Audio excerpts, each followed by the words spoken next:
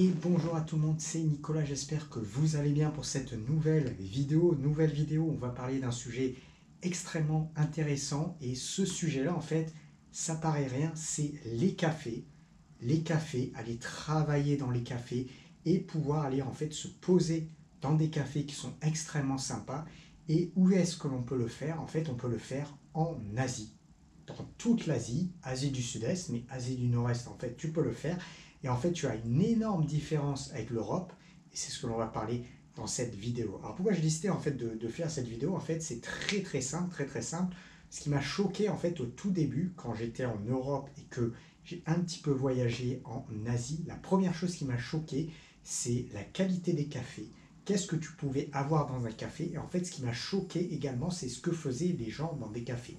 Donc j'allais au Japon, j'allais en Corée, j'étais à Taïwan, mais même en Thaïlande, tu vas à Bangkok également, c'est la même chose. En fait, tu vois un paquet de gens qui travaillent sur un ordinateur, des gens qui lisent des bouquins, des gens qui ne parlent strictement pas, qui sont dans un focus par rapport à différents types de choses. En fait, ça ne pose aucun problème. Premier servi, premier à sa table, tu peux rester 1 heure, 2 heures, 3 heures, ça ne pose aucun problème par rapport à ça. Et j'ai trouvé ça en fait exceptionnel. Et effectivement, en fait, moi, ça me paraît en fait tellement ma normalité aujourd'hui que j'avais tellement oublié en fait à quel point, effectivement, quand tu es en Europe, c'est terrible comme tu ne peux pas avoir ça.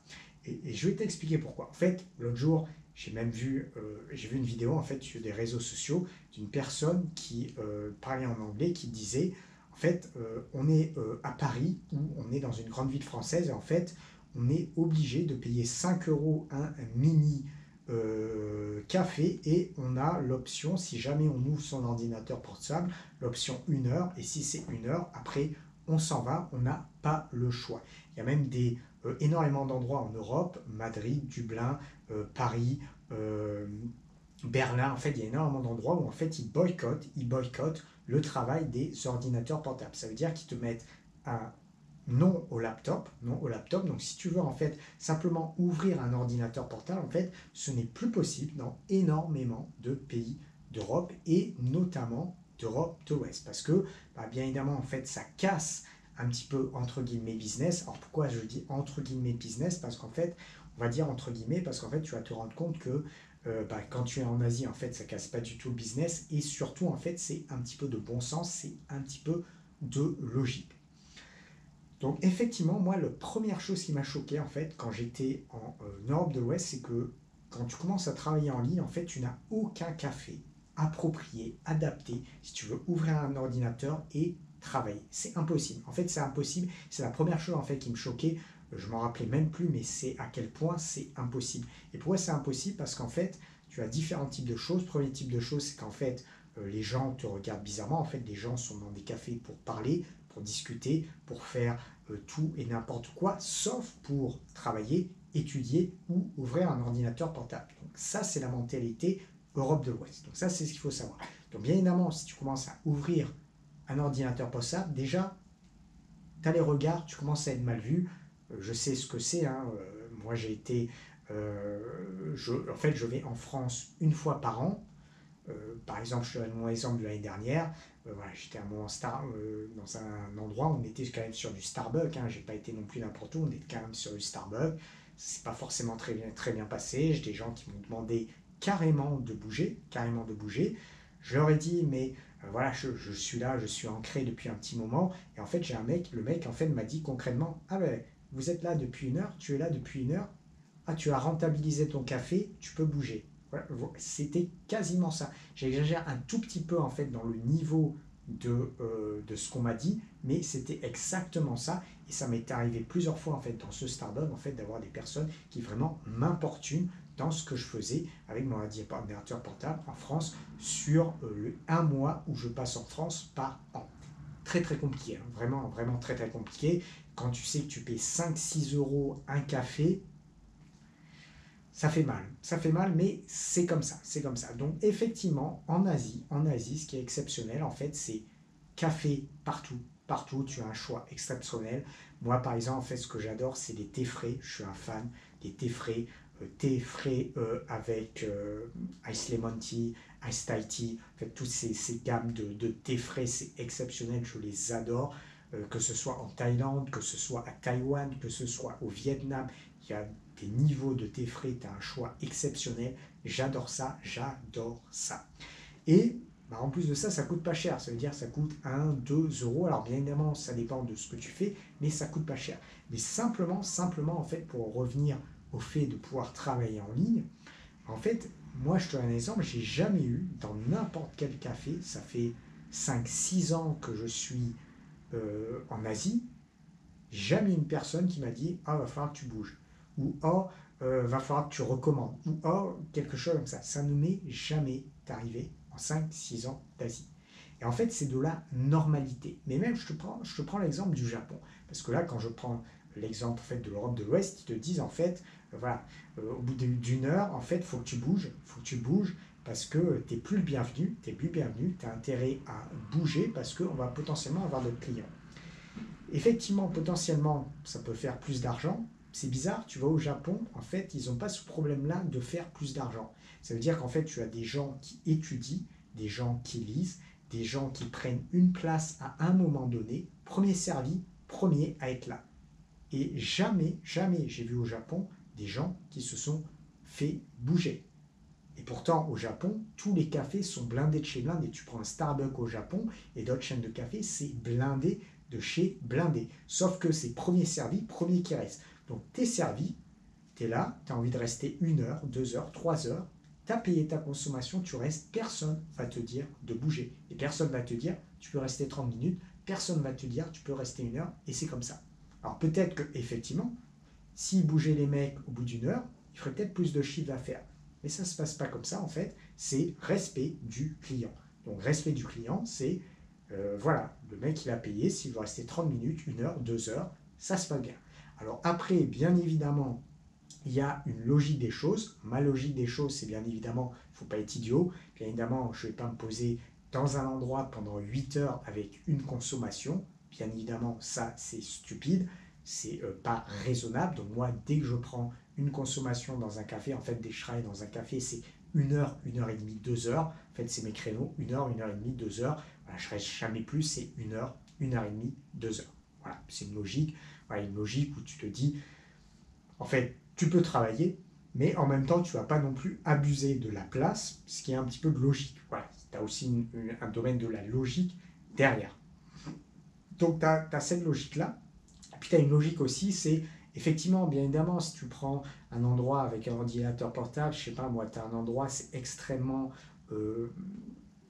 Ça veut dire que c'est toujours blindé de chez blindé. Et toi, tu arrives, tu prends en fait, tu as 3 sièges, les sièges sont toujours blindés. Et toi, tu arrives, tu veux te poser pendant 2 heures. Effectivement, d'un point de vue logique, c'est pas forcément la meilleure chose à faire. C'est pas forcément la meilleure chose à faire. Et effectivement, c'est pas très cohérent. Donc il faut avoir, en fait, déjà, si tu es en Asie, en fait, tu n'auras aucun problème, mais il faut quand même avoir un petit peu de logique. Bien évidemment, il ne faut pas être stupide. Bien évidemment, tu ne vas pas payer une consommation pour rester 8 heures dans un endroit. C'est de la logique. Comme si tu es dans un endroit où tu as 3 tables qui potentiellement vont être pleines, tu ne vas pas non plus monopoliser les tables pendant 3 heures si tu sais que potentiellement elles sont pleines. Sauf que, bah, effectivement, quand tu es en Asie, voilà, tu as des cafés inconcevable, tu as des cafés partout, tu as des grosses salles, tu as du Starbucks, tu as énormément de chaînes de café et en fait, tu peux toujours trouver énormément d'endroits où tu peux te poser, tu prends ta consommation et tu es tranquille pendant 1 heure, 2 heures, jusqu'à 3 heures et tu es pépère. En fait, et ce qui est exceptionnel, c'est qu'en fait, c'est surtout que tu es pépère, ça veut dire que en fait, tu n'es pas dans un système où tu vois, comme tu es en France, en fait, tu as le petit café troqué en fait en bord de mer. Où, en fait, les gens sont là uniquement pour parler. Et en fait, moi, ce qu'en fait, le problème qui se pose, c'est en fait, en France ou en Europe de l'Ouest, est-ce que tu as une différence entre travailler sur un ordinateur portable, lire un bouquin et parler avec des gens? Est-ce que tu as une différence? Parce que si par exemple tu parles 2 heures avec des gens, est-ce que potentiellement c'est plus intéressant que d'être 2 heures sur un ordinateur portable? Est-ce que potentiellement tu as une meilleure logique? En fait, moi, ce que j'aimerais poser en fait, au café d'Europe de l'Ouest, c'est ça. Est-ce que tu as une meilleure logique? Et surtout, en fait, qu'est-ce que tu fais dans un café? Quelle est la logique d'un café? Parce qu'en fait, quand on voyage en Asie, en Asie, en fait, tout simplement, on se rend compte que la logique d'un café, c'est énormément de choses. C'est se poser, c'est parler avec des gens, c'est rester tranquille, ça peut même être dormir, travailler sur un ordinateur portable, lire un bouquin, faire des rendez-vous professionnels. Et ce que j'ai vu en fait la dernière fois, c'est justement en fait, en Europe, en fait, les mecs te disent que dans un café, il ne faut surtout pas que tu fasses de rendez-vous professionnels. Parce que ça, en fait, tu n'as pas à faire de rendez-vous professionnel dans un café en Europe.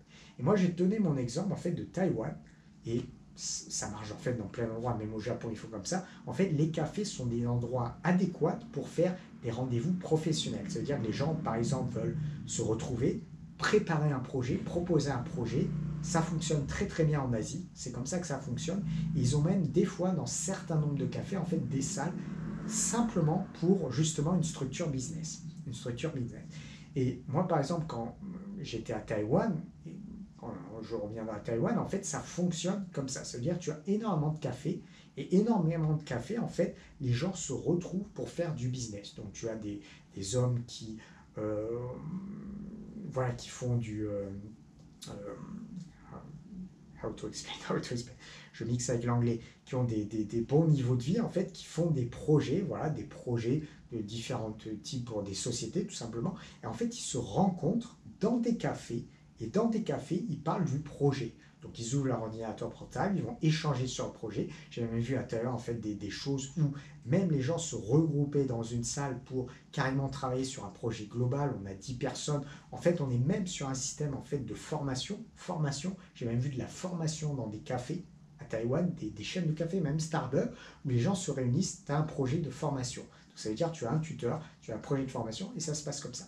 Et pour te dire, en fait, la différence avec l'Europe de l'Ouest, c'est que, en fait, en Europe de l'Ouest, on va te dire, on n'ouvre pas un ordinateur portable, on n'enseigne pas, on ne fait pas de rendez-vous professionnel, on n'ouvre même pas son truc, et encore moins, on lit un bouquin. Voilà.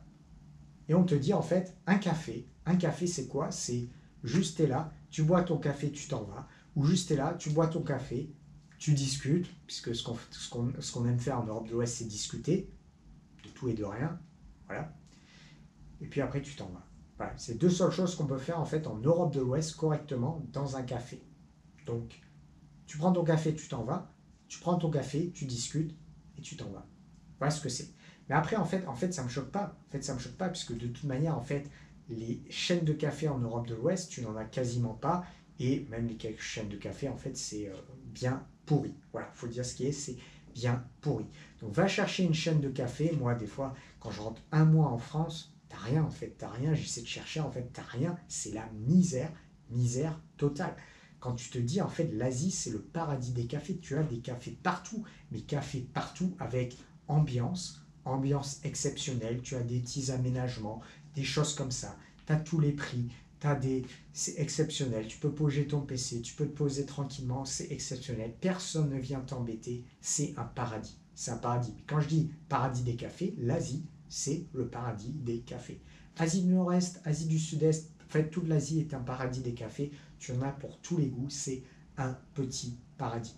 Et ça en fait on n'en parle pas assez, mais en fait, moi, je pense même que la première chose en fait qui me gêne quand je fais un retour en France ou quand j'étais en France, c'est ça, c'est simplement le paradis des cafés que tu as en Asie, que tu n'as pas en Europe de l'Ouest, ou en Europe de l'Ouest, tu es dénigré, qui plus est à un prix exorbitant. Qui plus est à un prix exorbitant. Je te donne un exemple, bon, quand tu es en Vietnam, dans tes cafés qui sont exceptionnels en termes de décoration, machin, c'est sympa, ça te coûte 1,50 €. Bon, voilà. Quand tu es en Thaïlande, ah oui, bien évidemment, tu peux aller dans du Starbucks en Thaïlande, 3-4 €, 4-5 €. Mais même 4-5 € en Thaïlande, voilà, voilà la qualité que tu as en termes de, je dirais, en termes de salle. Tu as une salle exceptionnelle, tu es dans un super shopping mall. C'est exceptionnel ce que tu peux avoir autour. Tu n'es pas dans le petit café du coin où tu as strictement rien, tu n'as pas de prise, tu n'as que dalle pour 6 €. Là, tu es à 4-5 €, tu as un super environnement. Super environnement. Voilà. T'as que ça, même au Japon, tu vas, les Starbucks au Japon, 3, 4, 5 euros, mais tu as des salles exceptionnelles, exceptionnelles. Et ce qui est exceptionnel, en fait, par exemple, je te donne un exemple du Japon, en fait, ce qui est exceptionnel, c'est que, tu vois, par exemple, dans la mentalité occidentale, ou par exemple en France, en fait, on va t'expliquer le café, il est pour prendre ton café et discuter. En fait, tu vas au Japon, tu rentres dans le café, et en fait, tu n'as personne qui parle. Donc pendant qu'en Europe de l'Ouest, en fait, tu as 10% des gens qui, en fait, seront par exemple à étudier, lire ou sur un ordi portable, et 90% des gens qui sont en train de parler ou de ne rien faire, en fait, au Japon, c'est 90% de gens qui étudient, qui sont sur un ordinateur portable ou qui lisent, et 10% de gens qui parlent. C'est le ratio, hein. C'est le ratio au Japon. Donc si tu vas au Japon, c'est ce que tu vas voir. Et effectivement, tu es en Europe de l'Ouest, on va te dire, mais ouvre surtout pas un ordinateur portable, je vais te pénaliser. Ou c'est interdit. Hein. Ah, c'est pas mon pro business. Hein. Et nous, on n'aime pas ça. Mais écoute, va au Japon, va au Japon, va au Japon. Les mecs, ils sont comme ça. Tu vas dans certains cafés, t'as pas un bruit. T'as pas un bruit, hein, c'est exceptionnel. Moi, j'adore, en fait, j'adore quand il n'y a pas un bruit. Et puis, les gens lisent, les gens sont dans les PC portables, les gens étudient. T'as pas un bruit, c'est blindé. T'as pas un bruit. Où c'est que tu vas avoir ça dans pas beaucoup d'endroits. Mais c'est exceptionnel. Mais surtout, en fait, tu vas pas te faire envoyer, en fait. Tu vas pas te faire jeter parce que tu es là, machin, machin. Tu vas pas te faire jeter. Tu vas pas te faire jeter. Et moi, j'aime cette mentalité. J'aime cette mentalité. Et la mentalité que tu as en Europe de l'Ouest ou que tu as en France sur les cafés, je supporte pas. En fait, tu n'as aucun intérêt. En France, aller dans un café, en fait, tu n'as aucun intérêt. C'est vraiment un niveau qui est... En fait, je ne sais même pas si tu as un niveau, en fait. Je ne sais même pas si tu as quelque chose qui est cohérent. Et quand tu as touché au café de l'Asie nord-est, sud-est, ouest, quand tu as touché à ces cafés-là, tu ne peux plus en passer, c'est exceptionnel. Tu bois un café, tu discutes, tu travailles avec ton PC, c'est exceptionnel. T'es exceptionnel. Allez, pour la vidéo, je te dis à bientôt. Ciao, ciao.